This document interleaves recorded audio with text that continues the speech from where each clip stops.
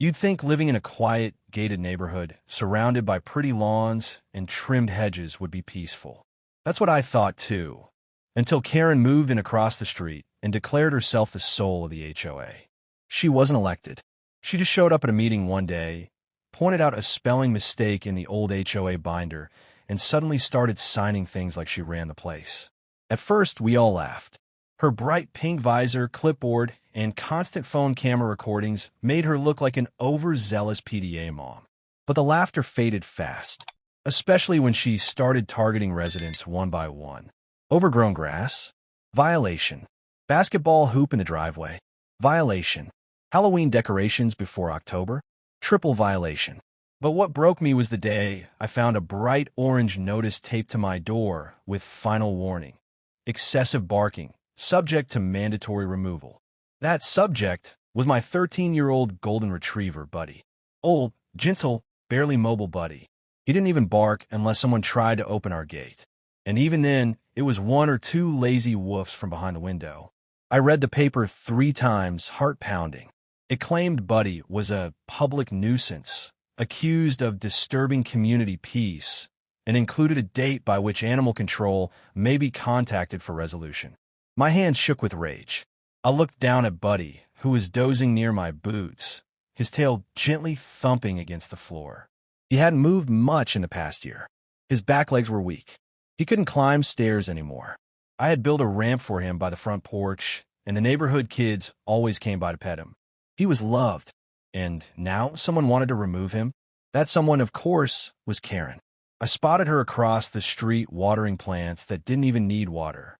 She glanced over my porch, gave a tight smile, and raised her phone, snapping a photo of my front yard like a paparazzo at a scandal. I walked across the road, notice in hand, ready to talk. She didn't even look surprised. "It's not personal," she said, waving her phone casually. "Just keeping our community in line. Your dog is a barker. Neighbors are complaining." I asked who complained. She refused to say. I asked when. She shrugged. When I said Buddy could barely bark, she offered the fakest sympathy I've ever seen. "I'm sure it's hard watching a pet decline," she said. "But maybe this is the humane option." I stood there stunned. Humane option? That's when it hit me. This wasn't just another HOA nitpick. This was targeted, personal, and I had a very strong feeling I knew why. Last summer, Karen parked her expensive car in front of a fire hydrant during a neighborhood event. I gave her a friendly warning. She rolled her eyes. So I, as county sheriff, gave her a citation. Not out of spite, but out of duty. The law applies to everyone. She hated that. From that moment on, the fake smiles disappeared. The neighborhood saw me as the guy who embarrassed Karen. She clearly hadn't forgotten. And now, she was coming for my dog. I started documenting everything. Set up motion-sensing cameras, pulled archived footage from the doorbell cams, and printed out Buddy's vet records showing his limited mobility and near-total silence. I spoke with every neighbor on my street. None of them had filed a complaint. In fact, most were horrified. One woman, Marcia, whose kids adore Buddy, cried when she saw the removal notice. But Karen was clever. She didn't need real complaints. She just used the HOA's authority to fake legitimacy. 2 days later, I got another letter, this time in a sealed envelope, marked Final Notice, Compliance Enforcement Scheduled. It listed a time and date, 2 days from now, when contracted services would be sent to remove the disturbance. There was no name, no agency, just a vague warning. That's when I got serious. I pulled every legal book off my shelf, called in a favor from my friend at the county records office, and started digging into Karen's history. I found something interesting. Karen didn't own her house. It was technically in her sister's name. Not only that, but the HOA bylaws she was quoting had been revised last year, and the animal noise policy hadn't passed the final vote. Meaning, she had no right to enforce anything. But that wasn't the shocking part. The real twist came when I got a name of the contracted services company scheduled to show up at my house, Prowler Urban Wildlife Management. I knew that name. Years ago, they were cited for removing animals from private property without court orders. They had been fined, and the man who used to run it? Karen's ex-husband. The connection was no coincidence. Karen wasn't just trying to silence my dog. She was trying to do it quietly, without due process, using people she knew would get the job done fast before I could stop them. I immediately filed an emergency motion with the county court, attaching my findings, the bogus notices, the company background, and a statement from my vet. I faxed it off and waited, my stomach churning. Meanwhile, I kept watch. I barely slept. Every time Buddy shifted on his pillow, I jolted awake. Then came the day. Just as written in the notice, a van rolled down our street at 7:45 a.m. It didn't have any markings, just a white panel van with black tinted windows. I was ready. I stepped outside in full uniform, badge gleaming in the morning sun. And I wasn't alone. The van rolled to a stop at the curb like it had done this kind of thing 100 times before. Two men stepped out, both in navy polos with no visible IDs, just clipboards and a nervous kind of confidence. They didn't expect to see me standing there in full sheriff's uniform, arms crossed, and camera already recording from the corner of my porch. One of them gave a glance toward Karen's house, where the curtains twitched. I didn't say a word. I just stared. The taller one cleared his throat and asked if this was the residence for the barking incident. I asked for a warrant. They froze. I asked again, louder. They mumbled something about HOA enforcement orders and started flipping through their clipboard. I pointed to the sign on my lawn, protected by county sheriff, surveillance in use. Then I told them if they stepped foot on my property without a court order, I'd have to detain them under trespassing and unlawful removal statutes. The shorter one turned pale and mumbled something about needing to double-check with the client. They got back in their van and left. Karen stood frozen on her porch, holding her phone like she had expected to film a victory. Instead, I got her expression on my camera, eyes wide, mouth tight, completely thrown off her game. I thought that would be the end of it. But Karen wasn't done. That same afternoon, an email blast went out from the HOA labeled Community Pet Safety and Peace Initiative. It was full of vague statements about aggressive pets, barking, disease risk, and the need for a calm and orderly neighborhood environment. At the bottom was a suggested motion for a community vote to ban animals over 30 pounds. Buddy was 60. The wording was careful. It never named him, but everyone knew who it was aimed at. I knew Karen was trying to rally the neighborhood to her side. What she didn't realize was the neighborhood wasn't with her. Not anymore. Word had spread fast after the van incident. People were angry. Not just dog lovers, parents, veterans, even retirees. Marcia wrote a post on the community board about how Buddy helped her son through panic attacks.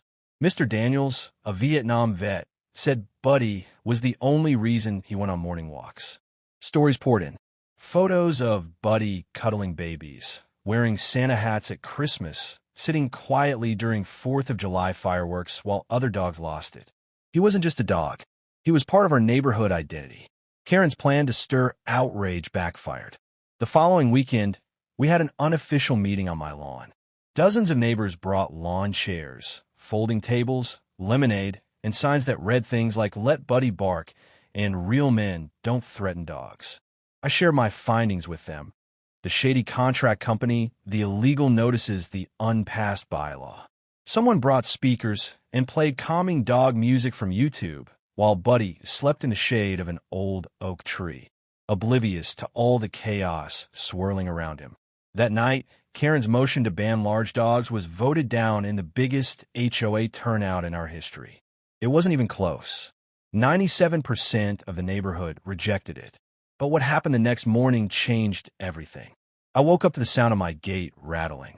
I checked the front cam feed. It was Karen. In the middle of the night, she had snuck onto my porch and stuck another notice on my door. This one wasn't on official HOA letterhead. It was handwritten, almost desperate, and taped over my camera. I yanked it off. It read, "You think this is over, but dogs like yours cause problems. You'll regret ignoring the rules." That crossed the line. I filed a restraining order and submitted everything to the sheriff's department records, the camera footage, the threatening note, the history of harassment. I wasn't doing this just for Buddy now. It was about every quiet neighbor she had intimidated, every made-up rule she used to keep people scared. I knew I had to take it further. A few days later, a local journalist picked up the story after someone anonymously shared our HOA meeting video online. That's when things exploded. First a small blog, then a city news outlet, then a national pet advocacy group reposted it with the caption, "Sheriff protects senior dog from HOA harassment." Comments flooded in. People from other neighborhoods shared their own Karen stories. A retired judge emailed me, offering to review our HOA's legality. Then something I didn't expect happened. A lawyer from a nonprofit called Companion Justice got in touch. They specialized in pet rights and housing discrimination. He offered to help for free. With their help, we launched an official investigation into the HOA's operating structure. Turns out Karen had bypassed several procedures when she took over. She had never filed her election paperwork. She was appointing board members without votes. Worse, the HOA's funds had some suspicious accounting trails. Payments to services that didn't exist, security patrols that matched deposits into a shell company. The name on those payments belonged to Karen's cousin. The house of cards was falling fast, but it was about to get even messier. Because during one of the legal deep dives, the lawyer discovered that Karen had also been flagged in a neighboring county for a similar HOA stunt years ago, one that involved removing a neighbor's therapy horse under false claims. She had changed her last name after that. Suddenly, her whole carefully curated identity began to unravel. As the story spread, the HOA's reputation crumbled faster than anyone expected. Karen's past caught up with her like a storm she couldn't outrun. News stations arrived on our block with camera crews, trying to get statements from neighbors. Most declined politely, but the ones who did speak were brutally honest. They told stories of random fines, threats about minor landscaping violations, and how Karen made their lives miserable for years. One neighbor, an elderly man named Franklin, revealed how Karen threatened to have his wife's oxygen tank porch tubing labeled as unsightly unless he paid a fine. Another neighbor showed text messages Karen had sent at odd hours, demanding she repaint her door because the color felt aggressive. It wasn't just about Buddy anymore. She had created a culture of fear and control, hiding behind the facade of community upkeep. Her actions weren't just petty. They were systemic, targeted, and cruel. The more people spoke up, the more layers peeled away. Behind her garden gloves and smiling social media posts, Karen had operated like a dictator in a suburban utopia. The county launched an official audit. Investigators came to my house to review the evidence, and I gave them everything. Photos, emails, notices, video clips, signed statements from neighbors. It was a full-blown case now. Karen tried to push back by filing counterclaims against several residents, including me, accusing us of harassment and slander. But her strategy imploded when the court saw her threatening letter and video of the attempted dog removal. The judge not only dismissed her claims, but issued a warning about misuse of authority under the guise of HOA management. Shortly after that, her own lawyer dropped her case. Karen went silent for a few days, then disappeared altogether.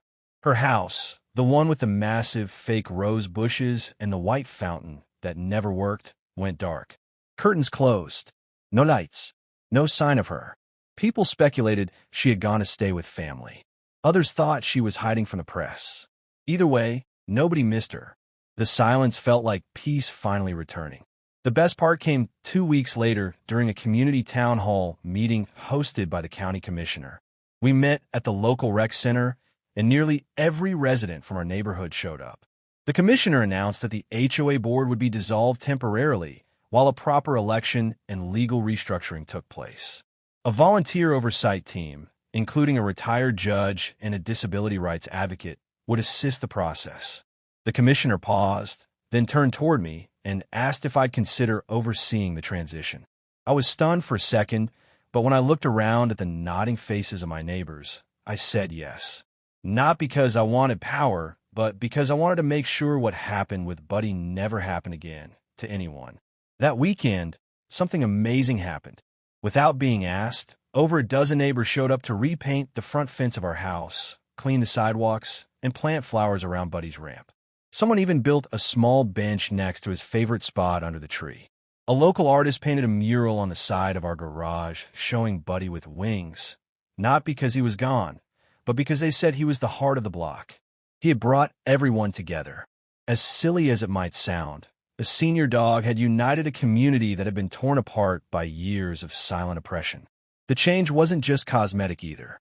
People began waving more, talking more, checking in on each other. We organized block parties, game nights, even a dog parade, and Buddy, old and slow, was the guest of honor in a little red wagon lined with pillows. It could have ended there. A happy ending. A lesson learned. But just when I thought the dust had fully settled, one more twist crawled out of the shadows. A neighbor from 2 streets overstopped me while I was grabbing mail. She handed me a manila folder and said she wasn't sure if it mattered anymore, but I should see it. Inside were scanned documents showing Karen had forged signatures on several HOA policy changes. Not just recent ones, but for years. Policies around pet limits, parking, even fencing guidelines, all altered after she took over. With those documents, we had enough to not only permanently dissolve the HOA in its current form, but file criminal charges. I handed the folder straight to the county attorney's office. 3 weeks later, Karen was formally charged with fraud, misuse of authority, and harassment. Her mugshot was quiet and pale, nothing like the proud peacock she once was at community meetings. It didn't bring me joy to see her fall, but it did bring closure. Justice had finally caught up with her in a way no violation letter ever could. Buddy, unaware of the storm he'd survived, still napped in his favorite sunny spot, wagging his tail every time a neighbor walked by to pet him. The months that followed felt like waking up from a long, exhausting nightmare. With Karen gone and the toxic rulebook shredded, life in our neighborhood began to feel real again. Not like walking on eggshells, but like stepping into a community with warmth. The HOA was restructured into a transparent, resident-led group with actual checks and balances. Elections were held publicly, meetings were streamed online, and every policy required majority approval. People who once stayed silent during Karen's reign were now the loudest voices in discussions, sharing ideas, volunteering, even smiling more. It was strange how one woman's obsession with control had dulled so many spirits, and how quickly those spirits reignited once she was out of the picture. We started initiatives that actually helped people: yard assistance for the elderly, free pet tags, weekend community markets. The ramp Buddy used was upgraded again, this time with solar lights and non-slip panels, built by neighbors who once feared getting fined for leaving their trash cans out 5 minutes too long. What struck me the most wasn't just the visible changes. It was the way people carried themselves. Mr. Franklin began tending to his garden again, no longer afraid of a violation note appearing in his mailbox. Marcia's son played outside freely without worrying about being reported for excessive noise. Even families with pets who used to muzzle their dogs out of fear let them be dogs again, barking, playing, existing. And Buddy, my sweet old boy, became somewhat of a neighborhood mascot. Kids drew chalk hearts for him on the sidewalk. Seniors brought him treats on their evening walks. And one little girl even gave him a hand-painted medal that said, "Best dog ever." It hung proudly on his collar during his slow, proud strolls down the street. Karen's trial made headlines briefly. Most people had moved on, but for us, watching the system finally acknowledge her wrongdoing felt like a necessary closing chapter. She pleaded guilty to several charges and quietly took a plea deal, agreeing to stay away from community leadership roles for life. Her house, the one that once loomed like a cold watchtower, was sold to a young couple with twin toddlers and a scruffy little mutt who barked more in a day than Buddy had in a year. No one complained. In fact, 5 neighbors welcomed them with a fruit basket and extra poop bags, laughing as the dog chased its own tail on their newly reseeded lawn. It was the kind of moment that, a year earlier, would have earned a fine and a furious email. Now it earned applause. 1 year after the notice that started it all, we held a neighborhood anniversary barbecue in the park. We called it Buddy's Day. There were balloons, music, homemade desserts, and a little tent filled with framed photos of everything the community had accomplished since Karen left. At the center of it all was Buddy, dozing peacefully under the shade of a picnic table while a group of children gently braided flowers into his fur. I looked around and saw people talking freely, smiling easily, swapping stories about their lives instead of whispering about who might be next on the violation list. That was the real victory. Not the court case, not the viral videos, but the restoration of trust, of safety, of togetherness. Later that night, as the sun dipped below the trees and the last of the paper plates were tossed, I sat beside Buddy on the porch. His breathing was slow, peaceful. He was older now, slower, and I knew our time left together was limited. But he had lived to see the world around him change for the better, and I knew he felt it too. His tail gave a single soft wag as the last neighbor waved goodnight and disappeared down the block. The street was quiet again, but not the kind of silence that felt like surveillance. It was the silence of peace earned after a long, hard fight. I scratched behind his ears, and for a moment, everything that happened, the threats, the cameras, the forged documents, the fear, all of it dissolved into the soft hum of crickets and the faint glow of porch lights. In the end, Karen had tried to break a neighborhood to prove a point, but she forgot one crucial detail. You don't mess with a man's dog, especially when that man is the law.